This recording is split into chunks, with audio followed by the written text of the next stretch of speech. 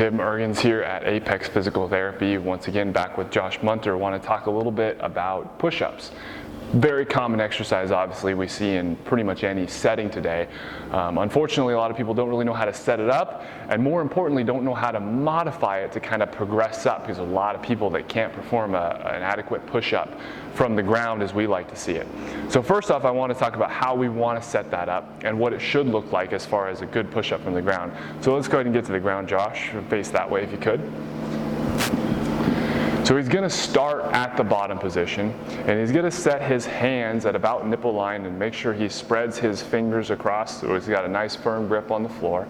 And notice his elbow positions are locked, so if he were to flare his elbows out, go ahead and widen out your hands. A lot of people are going to do push-ups from this position, which kind of gets the shoulder forward rolled and kind of puts a lot of rotational strain on it this way. A lot of people will have shoulder pain, and as soon as we pull them back into more of a neutral position, that pain tends to go away.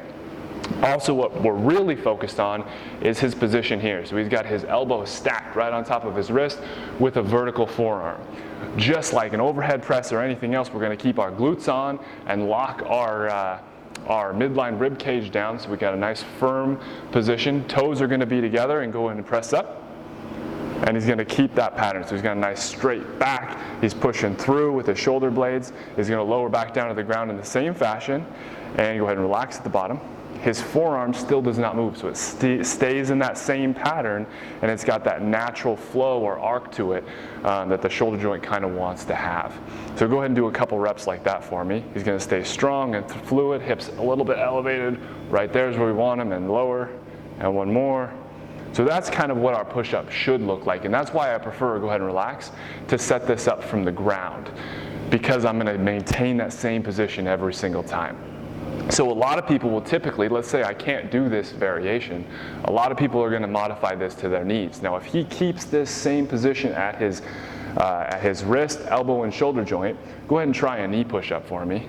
It ends up being a little bit awkward, and he kind of has this cobra effect going on at his spine, and it's really hard, go ahead and lower and do a couple reps, to maintain that position. It doesn't quite feel right. So if he were to move his hands up, then go ahead and do a knee push-up. He's going to end up feeling more comfortable, but again, his mechanics now at his shoulder and his upper extremity change entirely. It's why we don't see a lot of progression very often from a knee push-up to a standard push-up, because my mechanics aren't exactly the same.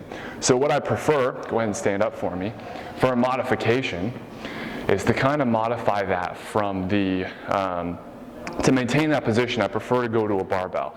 Squat rack works great for this because I can keep this position, go ahead and approach this bar. I can lock in the same mechanics up on here on a push-up bar as well. Up on my toes, glutes squeeze, and go ahead and lower that bar in the same way. And now this looks a lot like my push-up would from the floor. Go ahead and do a couple reps.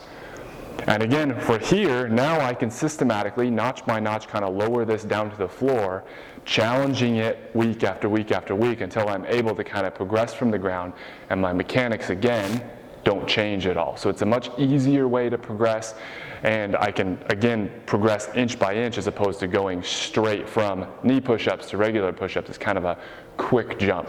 So it's one way we can kind of work on that at any facility you happen to be working out in, or at home, find an elevated surface to kind of practice the same idea.